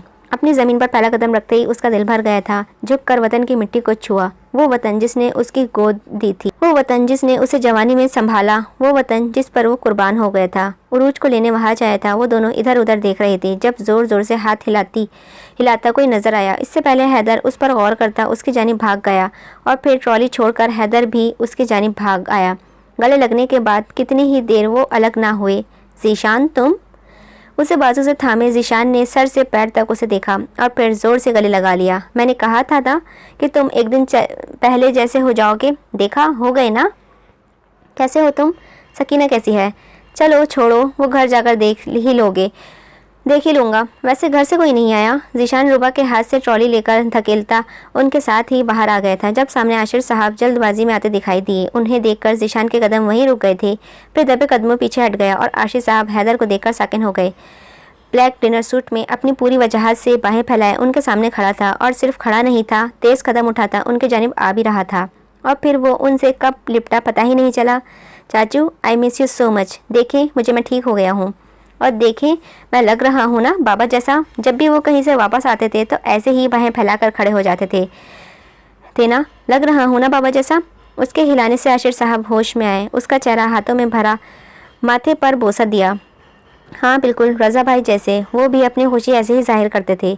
आपको पता है, जब चलने लगा था मेरा इतना दिल था क्या बचपन की तरह भागकर आपके गले लग जाऊं, मगर आप इतने दूर थे। उसने खींचकर रुबा को सामने लगाया। ये आपका बेहतरीन फैसला, इसकी वजह से सब ठीक हो गया। आशिर साहब ने एक नज़र रुबा को देखा। शुक्रिया। आप मुझे बेटी नहीं मानते? क्यों शुक्रिया कहते रहते हैं? मुझ में नहीं है, ये कोई तारीफ़ हासिल करने के लिए नहीं किया। आपको याद है आपने कहा था कि मेरा फ़ैसला है कि हैदर को ज़िंदगी की तरफ वापस लाना है। अब ये मैं नर्स बनकर करूं या शरीके हयात, मुझे दूसरा ऑप्शन ज़्यादा बेहतर लगी। ये अब सिर्फ एक आपकी नहीं, मेरे भी हैं। आशिर साहब ने खुशदिली से हाथ उसके सर पर रखा। सारे रास्ते हैदर बोलता आया था, अपने अंदर भरी सारी बातें कह देना चाहता था। आशिर साहब और रुबा उसे सुनकर खुश हो रहे थे। सुफियान या चाची में से कोई नहीं आया। वो तीनों इतने खुश हैं कि उनकी पूरी कोशिश है कि हवेली का कोई दीवार ना रह जाए जहाँ पोल ना लगी हो। रुबा हंसते बाहर देखने लगी। मेरी आंचल में ख्वाब कुछ रह गए जिनकी ताबीरें ना हो तो बेहतर है। मेरी हसरत की उड़ो पंछियों के साथ अब दिल करता है कि जी लूँ ज़िंदगी अपने संगी साथियों के साथ। खामोशी की दीवानी, तन्हा एक रात सुहानी की हसरत। अब ख्वाहिश है कि सुनती रहूँ तुझे ताहयात। मुझे उलझन थी हर वक्त की फ़नकारी से, लेकिन इश्क हो गया मुझे तेरी अदाकारी से। परिंदों से आवारा मेरी ज़ात अब हो गई मुंसलिक तेरी चार दीवारी से। बाहर के मंजर फीके लग रहे थे, सब्ज़ा भी रंगीन दुनिया उजाड़ लगने लगी थी। इसीलिए फिर से गर्दन मोड़कर हैदर को देखने लगी, जो ना जाने किसकी नकलें उतार रहा था। मेरे आंचल में चंद ख्वाब रह गए जिनकी ताबीरें ना हो तो अच्छा है। उसने अपना हर ख्वाब हैदर के साथ जोड़ दिया था। अपनी सारी ख्वाहिश तोड़ मोड़ कर हैदर के मुताबिक कर ली थी। जैसे वो ज़िंदगी जीना चाहेगा वैसे रहेगी, उसकी खुशी में खुश, उसके दुख में दुखी, उसके साथी हमसफ़र, उसकी ज़िंदगी बांटने वाली, उसके गलत को सही करने वाली, उसकी खिदमत, उससे मोहब्बत करने। यही थी रुबा की कहानी, यही थी हैदर की शरीक हयात की कहानी। वो लोग हवेली पहुँचे तो सारे ही उनके मुंतज़िर दरवाजे में खड़े थे। रुबा की फैमिली भी वहीं थी। ज़ेबू और बख्तू बेचैनी से देख रहे थे। रुबा उतरते ही वो लपक पड़े थे, मगर रुबा उन्हें देखकर डर गई थी। तुम दोनों हवेली क्यों आए हो? उन्हें शैला बेगम ने बुलाया है। उसने हैरत से आशिर साहब को देखा। तुम लोगों के जाने के बाद बहुत कुछ बदल गया था। हैदर की तरफ जो लपका था वो सुफियान था, जिसे देखकर हैदर मुख्तलिफ समत में भाग गया था। सुफियान हैरत से मुँह खोले उसे देख रहा था। हैदर भाई, एक्स फौजी हूँ, मैं इतनी जल्दी नहीं पकड़ा जाऊँगा। सुफियान भी ज़िद में आकर उसे पकड़ने लगा तो उसे यूं भागता देखकर रुबा घबरा गई थी। उसे थकना नहीं था। हैदर बस करें प्लीज़। नहीं रुबा, मुझे महसूस करने दो इस ज़मीन को। अरसा हुआ उसकी नरमाहट महसूस नहीं की, पत्थरों की चुभन महसूस नहीं की, जलन नहीं हुई, ये पैर ठंड से सुन नहीं हुए, ओस ने गीला नहीं किया। मुझे महसूस करने दो इस ज़िंदगी को। बाहें फैलाए चेहरा आसमान की तरफ उठाया, वो लंबे लंबे सांस ले रहा था जब सुफियान ने पीछे से पकड़ लिया। पकड़े गए ना? हैदर ने गर्म जोशी से उसे गले लगा लिया। अब तुम्हें मेरा बोझ नहीं उठाना पड़ेगा, मैं खुद चल सकता हूँ। जी माशाल्लाह माशाल्लाह, अल्लाह ना करे आपको दोबारा मेरी ज़रूरत पड़े। फरजाना बेगम और शैला बेगम एक साथ ही खड़ी थीं, जिन्हें देखकर वो दोनों चंद लम्हे हैरान रह गए थे। कुछ गलतियों को माफ़ कर देना चाहिए ना? शैला बेगम ने रुबा के सर पर हाथ रखकर कहा तो वो उसका मुँह ही देखती रह गई। एक सकीना के हादसे ने सब कुछ बदल दिया था। रिश्ते मोहब्बतों के मायने ही बदल दिए थे। शैला बेगम का हैदर से गले लगकर रोना, यशमान को याद करना, पूरी हवेली में एक लम्हे का शोक छा गया था। हर आंख अश्कबार हो गई थी। आशिर साहब भी आज टूट गए थे, ऊपर से सकीना का दुख। चाची, आपका एक बट गया था, दूसरा तो नहीं। जो हर उम्मीद खो दी थी। मैं जानता हूँ कि तब जो मेरी हालत थी कोई भी मेरे बचने की उम्मीद नहीं कर सकता था, मगर अल्लाह पर यकीन तो रखती। मैं यशमान की जगह नहीं ले रहा, पर मैं भी तो आपका बेटा ही हूँ। उसका मुंह चूमकर शैला बेगम दोबारा उसे लिपट गई थी। हाँ मेरा बेटा, हाँ। सब थे सब रिश्तेदार, नाना जान, मामू, सब सिवाय सकीना के। वो कहाँ थी? हवेली के अंदर नज़र दौड़ाई जाए तो ड्राइंग रूम से बाएं जाकर पहला दरवाज़ा किचन से खुलता था, जहाँ वो बालों के जूड़े में कैद किए नौकरानी की फ़ौज के साथ पानी के गिलास भर रही थी। जल्दी जल्दी करो, उन्हें नाश्ता भी देना है। और हैदर के लिए जो बताया था वही बनाया है ना? उसमें नमक मिर्च कम और टमाटर तो डालना ही नहीं था। और खीर में इलायची मत डालना, हैदर को पसंद नहीं है। और रुबा के लिए अलग से चाय बनाई ना, तेज़ पत्ती वाली। उन्हें तकिया करके पानी लेकर बाहर आई तो रुबा के होठों से देखकर सिकुड़ गए। लागर जिस्म, आंखों के डार्क सर्कल्स, मुरझाया चेहरा, कमलाया रंग। हैदर खुद हैरान रह गया था। उसने ट्रे टेबल पर रखी और रुबा की जानिब मुड़ गई, जिसे देखकर वो खड़ी हो गई। और अगला अमल हैरानकुन था जब सकीना ने मुस्कुराते हुए रुबा को गले लगाया। मुबारक, बहुत मुबारक हो। अल्लाह तुम लोगों को हमेशा खुश रखे। तुम्हें भी बहुत मुबारक हो हैदर। और हैदर का पानी तो पहले मंजर देखते ही बाहर आ गया था। सबको पानी देने के बाद वो नाश्ता लगाने लगी। शैला बेगम भी उसकी मदद के लिए गई। रुबा भी ना ही रह सकी और चली। किचन में आते ही सब उसके गले पड़ गए थे। तुम क्यों आई? जाओ आराम करो, हम कर लेंगे। रुबा ने शैला बेगम को बाहर बुलाया। आंटी, सकीना क्या बीमार रही है? इतने कमज़ोर हो गई है? कुछ हुआ था हमारे बाद?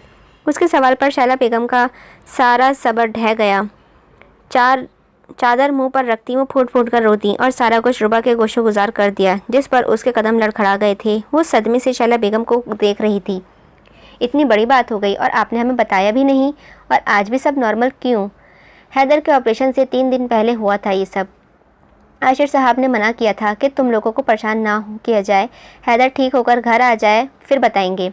उनके गले लग कर वो भी सकीना के गम में आंसू बहा रही थी। इतनी तकलीफ़ में रहे आप लोग और बताना भी नहीं, यूँ पराया कर दिया हमें। एक बार बताना तो सही था, बताते तो सही। नाश्ते के टेबल पर भी सकीना के अलावा सिर्फ हैदर के बोलने की आवाज़ आ रही थी। रुबाइशा उदास चेहरे के साथ प्लेट में चम्मच घुमा रही थी। उसका दिल एकदम से हर चीज़ से उचाट हो गया था। वो जब जब सकीना को देखती खुद पर काबू खोने लगती थी। इसीलिए हैदर के पूछने पर तबीयत ख़राब होने का बहाना बनाकर उठ गई। उसकी तबीयत का सुनकर हैदर की बातों को ब्रेक लगी थी। जहन में बस वो रह गई थी। नाश्ते से फारिग होकर हैदर को आराम करने के लिए कह दिया गया था और यही वक्त तो वो चाहता था। वो कमरे में आया तो पेट्रॉन से टेक लगाए आंखें मूंद में बैठी थी। हैदर ने नरमी से उसका हाथ पकड़ा, जिस पर वो बौखला कर उठी। आराम से, मैं हूँ। तबीयत कैसी है? क्या हुआ, डॉक्टर के पास चलें? जिस पर उसने नम होती आंखों का रुख नफ़ी में हिलाया। लेकिन वो हैदर था, उसकी रग रग जानने वाला। क्यों रोई? किसी ने कुछ कहा? चाची ने या फिर सकीना? वो अब किसी को कुछ नहीं कह सकती हैदर, क्योंकि जो कुछ उन्होंने आपके साथ किया था वो उनके साथ भी हो चुका है। रोती वो आज से उससे लिपट गई थी, जिस पर चंद लम्हे शौक रह गया था। फिर एकदम खुद से अलग किया। क्या हुआ सकीना को? बोलो, क्या हुआ? आपके ऑपरेशन से पहले सकीना पर कातिलाना हमला हुआ था और बात ख़त्म होने तक हैदर बिल्कुल बुत बन गया था। हौकों की तरह रुबा का चेहरा देखते रह गया था। ज़ीशान ने ये सब किया। मुझे सुनकर हैरत है, ज़ीशान इतना घटिया कैसे हो सकता है? मुझे शर्म आती है। किसी वक्त मैंने उस इंसान के लिए कुछ महसूस किया था, मगर अल्लाह हमेशा बंदों को बचा लेता है। मुझे बचा लिया और सकीना को भी उसके शर से, वरना पता नहीं वो सकीना के साथ कैसा सलूक करता। ज़ीशान को ऐसा नहीं करना चाहिए था। हैदर, कुछ बोलिए। उसके हिलाने पर वो उससे देखने लगा। आंखों से आंसू टपक कर गिर गया। मैंने कभी सकीना के लिए मकाफ़ात अमल नहीं मांगा था। मैंने कभी ये दुआ नहीं की थी कि अल्लाह उसे सज़ा दे।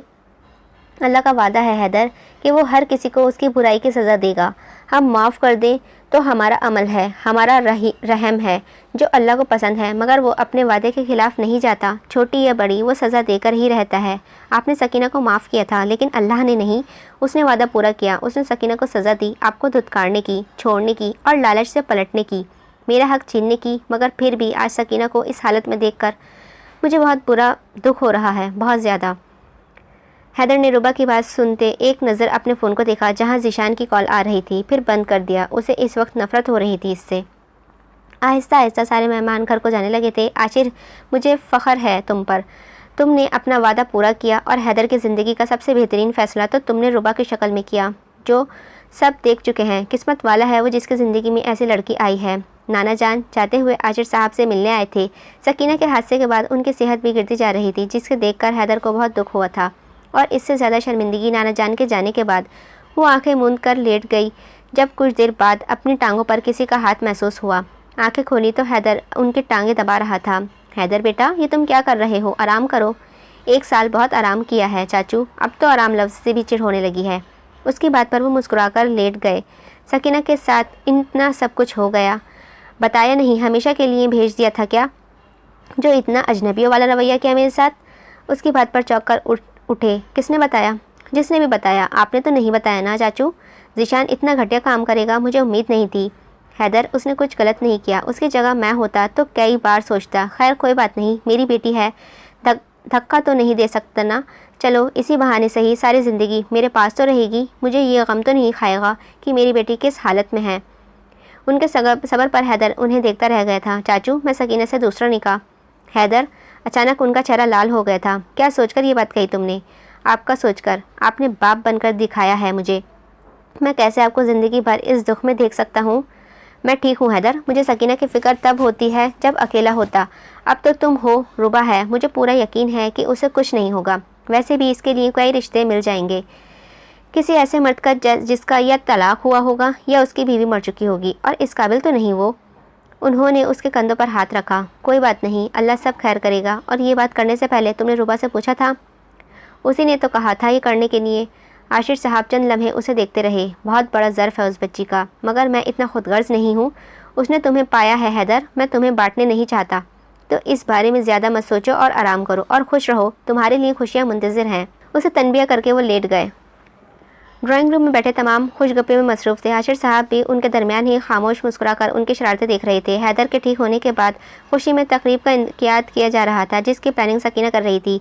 ग्राउंड में मौजूद सारे दरख्तों पर लाइट्स लगाएंगे, उनकी बहुत सारी अच्छी अच्छी तस्वीरें बनाकर इनके कटआउट बनाकर रखेंगे, और चांदनी नहीं लगाएंगे। ओपन में आसमान के नीचे सारा अरेंजमेंट करेंगे, और फिर होगी यानी उनकी एंट्री। हाथों से इशारा करती वो उल्टे कदम लेती पीछे जा रही थी, जब किसी से टकरा कर रुक गई थी। दिमाग में झमके हुए थे, वो पहले भी टकराई है उससे, जब चाय गिरी थी, जब वो जॉगिंग करके आया था।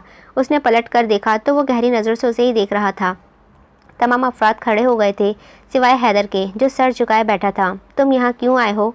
उसे मैंने बुलाया है। चाचू, ये आप लोगों से कुछ कहना चाहता है। आशिर साहब बेयकीनी को देख रहे थे, जो ज़ीशान को देख रहा था। गुज़िश्ता रात वो आशिर साहब के कमरे से बाहर निकला तो कब से बजता फ़ोन उसने आखिर उठा ही लिया था।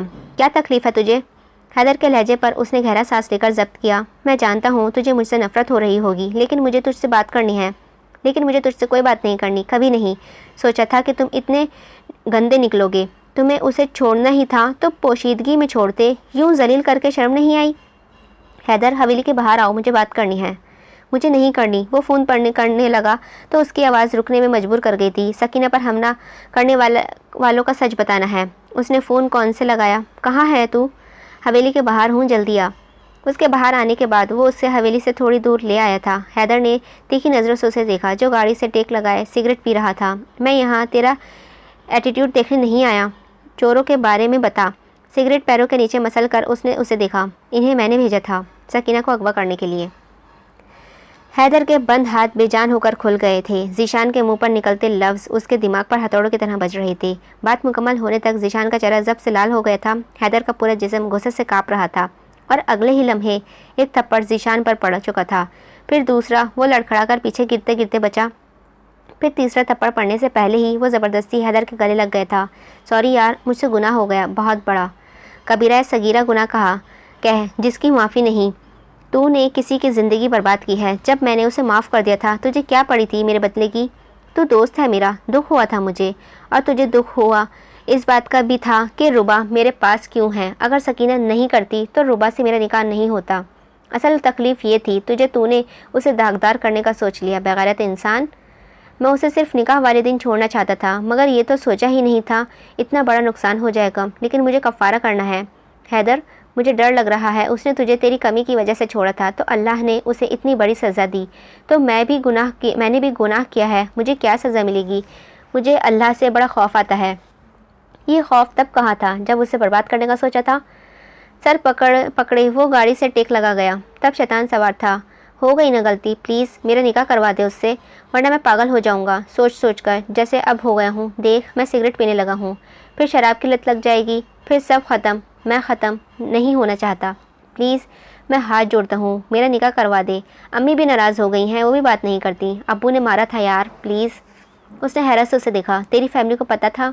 पता है, आज ही बताया, उन्होंने ही कहा है मेरे साथ भी मकाफात अमल होगा। इससे पहले कफ़ारा कर लूँ।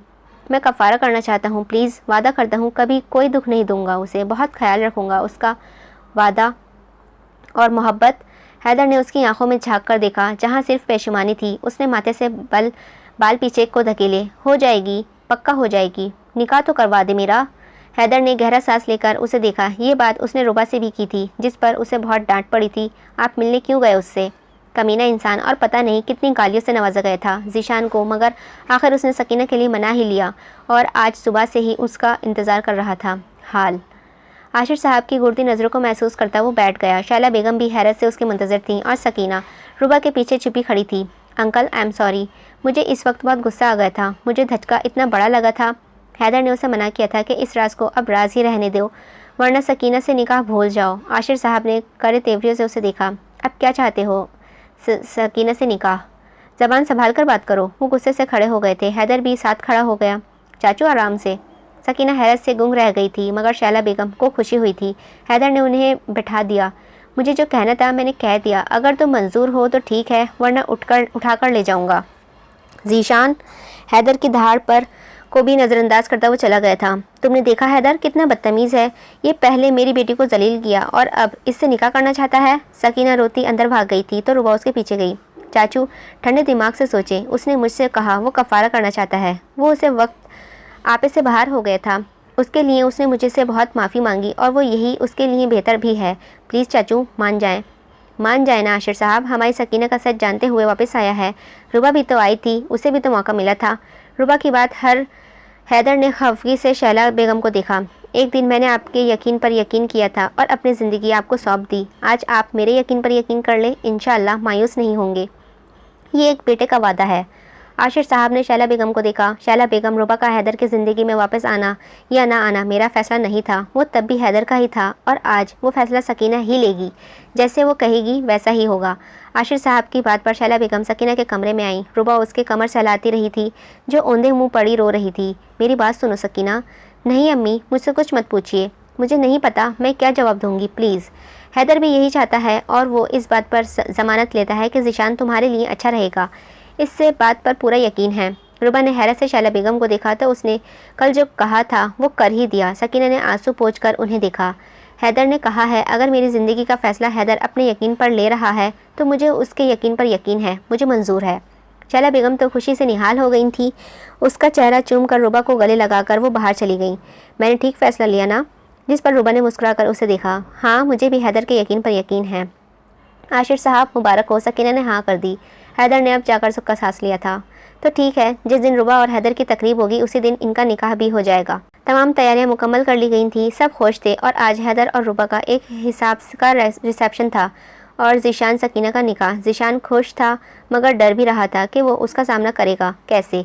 मगर हैदर मस्त उसकी किसी बात से परेशान। उसकी रुबा मैजेंडा कलर के लहंगे में पास जो बैठी थी। निकाह हो चुका था लेकिन सकीना को अभी तक लाया नहीं गया था। 2 दिन पहले ही ज़ेबा और सुफियान की भी मंगनी हुई थी। कुछ देर बाद जब सकीना को लाकर बैठाया गया तो ज़ीशान गहरा सांस लेकर रह गया, क्योंकि वो साथ बैठी काँप रही थी। हल्ला गुल्ला मस्ती सब हो रहा था। जब ज़ीशान ने माइक में सबको मुखातिब किया, प्लीज़ मेरी बात सुनिए सब हैरत से उसे घूरने लगी जब ज़ीशान ने हाथ में गिटार पकड़ी। वैसे तो मिसेज़ हैदर, अभी आप इसके बहुत से पहलुओं से नाआशना हैं, मगर आज एक राज हम भी खोल देते हैं। तो हमारे प्यारे हैदर रज़ा अपनी वाइफ के लिए एक अच्छा सा गाना गाएंगे। माइक करीब करते हुए झुका। रुबा की कसम है तुझे, अब ये कैसे टालता। चेयर मंगवा कर ज़ीशान गिटार संभाले बैठ गया और बजानी शुरू कर दी। और इसी के साथ हैदर ने रुबा को देखा। This one is for you my love. तुझी से दिन है मेरे, तारों भरी रात बीत के आती जाती हुई सांस सांस तुझसे है। तू सिर्फ शरीके हयात नहीं, हयात भी तू। ज़ीशान मोहब्बत से सकीना का हाथ पकड़कर सबके बीच ले आया था। म्यूजिक डीजे बजा रहा था और हैदर चुटकियां बजाकर गा रहा था। रुबा शौक की नज़रों से उसे देख रही थी। कितना अच्छा गाता था वो, मुझे तो कभी सुनाया ही नहीं। अचानक उसकी आंखें नम सी हो गई थी। फिर एक झटके से ज़ीशान और सकीना को देखने लगी जो कपल स्टेप्स कर रहे थे। गम ही गम दे तेरी कसम, जहाँ से मिलती है खुशियाँ वो कायनात भी तू, ये आती जाती हुई सांस सांस तुझसे, तू सिर्फ शरीक है हयात भी नहीं हयात भी तू सिर्फ शरीक है हयात भी नहीं हयात भी। माइक वहीं छोड़कर उससे लिए वो भी स्टेज से नीचे आ गया था और देखा देखी सुफियान भी ज़ेबा के साथ वहीं खड़ा था। हर तरफ कॉम्प्लीमेंट थी, खुशियाँ थी, मोहब्बतें थी और साथ समंदर पार भी कोई यही सब कर रहा था। नाजी शाह को सुलह कर सोते हुए नदीम के पास आई। नदीम उसके कान में सरगोशी करती, वो उसे उठाने में कामयाब हो गई। उसने सवाली निगाहों से उसे देखा तो मुंह पर उंगली रखने का इशारा करके बाहर ले आई। उसकी आंखों में हाथ रखे वो उसे लॉन में लाई। आंखों से हाथ हटाए तो नदीम मुंह खोले देखता रह गया। एक छोटा सा टेंट जिसमें एक छोटा सा टेबल लगा था। अचानक उसे अपने गुस्से से अकब में आवाज़ आई, happy birthday to you, happy birthday to you, happy birthday dear hubby, happy birthday to you. हाथों में छोटा सा केक पकड़े वो लाइटों और फूलों से सजे टेंट में घुस गई और उसे भी आने का इशारा कर रही थी, जिस पर वो मुस्कुराता अंदर आ गया। याद था, अब नहीं बोलने की कसम खाई है मैंने। मुस्कुराता हुआ वो केक काट रहा था और वो बर्थडे सॉन्ग गा रही थी। उसने मोहब्बत से पहले पीस उसकी तरफ बढ़ाया, आई लव यू। कदम कदम पे ये बात पे जो महकाए वो एक बात थी, ये आती जाती हुई सांस सांस तुझसे, तू सिर्फ शरीक है हयात भी नहीं हयात भी। 2 साल बाद अब तो ज़्यादा दर्द नहीं है, वो ज़ख़म पर खिंचाव की वजह से हुआ होगा। ज़ीशान उसे हॉस्पिटल से वापस लेकर जा रहा था। जनवरी की ठंड में उसके गिर्द अपनी शॉल लपेटे वो उसे मुस्कुराकर देख रहा था। 2 साल पहले अपनी शादी की पहली रात में उसके सवाल ने उसे बहुत शर्मिंदा किया था, क्योंकि मुझसे शादी, मैं आपको कुछ नहीं दे सकती, औलाद नहीं दे सकती, मैं अधूरी हूँ। उसने नरमी से उसका चेहरा थामा, नहीं, तुम और मैं मुकम्मल हैं और दुनिया में इतने बच्चों के माँ बाप नहीं हैं। हम बन जाएंगे उनके, हम बच्चा अडॉप्ट कर लेंगे। और आज 2 साल बाद भी वो कमी जानलेवा थी। उसने उस हर्ष खुशी दी थी, मगर ये दुख वो कभी नहीं मिटा पाया था। जब वो बच्चों को देखकर रोती थी, अभी भी वो वीरानी से बाहर देख रही थी। जब ईदी फाउंडेशन की तरफ से रखे गए झूले में कोई बच्चा डालकर भागा। ज़ीशान, वो झूले में किसी ने बच्चा डाला है वहाँ। गाड़ी से उतरकर वो झूले की तरफ भागी। झूले में एक नामौलूद बच्चा सो रहा था, पिंक निहायत कमज़ोर और छोटा सा। उसने उसे उठाकर सीने से लगाया, साथ एक खत भी था। ये गुनाह है किसी का जिसे कोई अपना नाम नहीं देगा, लेकिन मैं इस मासूम को मार भी नहीं सकती, इसीलिए छोड़कर जा रही हूँ। ज़ीशान ने खत झूले में फेंका। किसी की नाजायज़ नहीं ज़ीशान, ऐसा मत कहिए, ये तो अल्लाह की नेमत है, ये तो पाक है। देखें, इसने तो आंखें भी नहीं खोली। नाजायज़ वो रिश्ता था, ये नहीं, इसमें उसका क्या कसूर? इसे क्यों मुश्किलों से गुजरना पड़ेगा ज़ीशान? इसे इसकी ज़रूरत नहीं है, मगर हमें तो अल्लाह ने ही दिया है, मुझे बख्शिश के तौर पर, वरना क्यों मेरी नज़रों के सामने वो उसे छोड़ती। हम रख लेते हैं ना प्लीज़। लेकिन ज़ीशान प्लीज़, मेरे लिए। उसने हथियार डालते अंदर जाने का फ़ैसला किया। बच्चे का चेकअप हो रहा था और वो कागजी कार्रवाई कर रहे थे। ये लें, इसे इंजेक्शन लग गया है, अब ये बिल्कुल ठीक है। वैसे नाम क्या रखेंगे अपने बेटे का?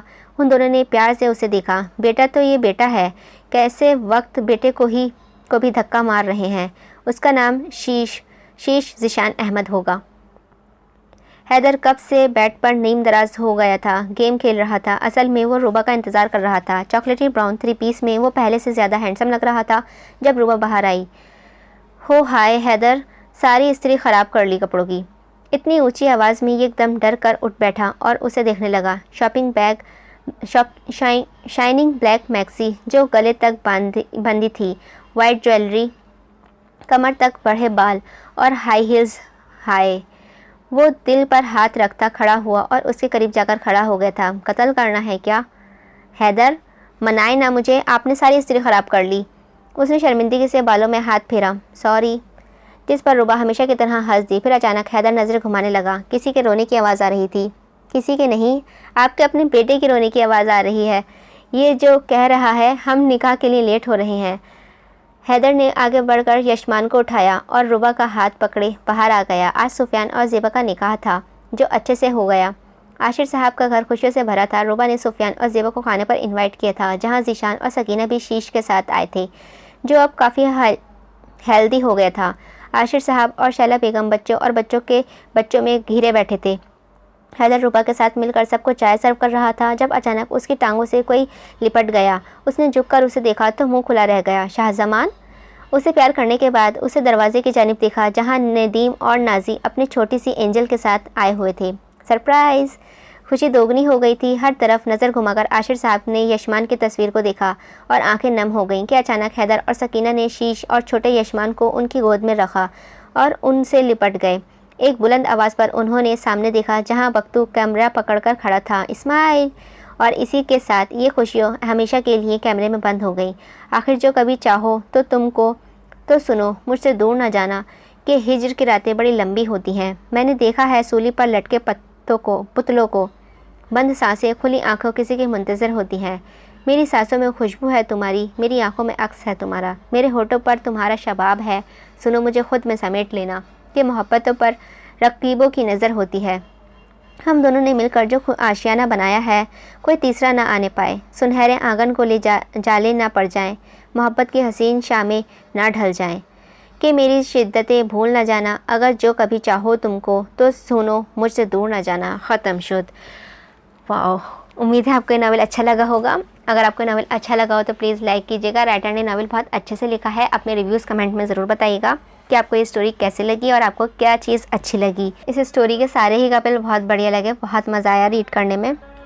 और रूबा का हैदर को इतना मोटिवेट करना मुझे बहुत ही अच्छा लगा कि अगर इंसान को कोई केयर टेकर अच्छा मिल जाए, अच्छा जीवन साथी मिल जाए, तो कोई भी परेशानी हो बहुत आसानी से हल हो जाती है। चलिए ठीक है, मिलते हैं इसी तरीके के किसी नावल के साथ। और अगर आप कोई रिकमेंडेशन देना चाहते हैं किसी नावल को तो प्लीज़ मुझे कमेंट में बताइएगा। जब तक के लिए अपना ध्यान रखिएगा। अल्लाह हाफ़िज़।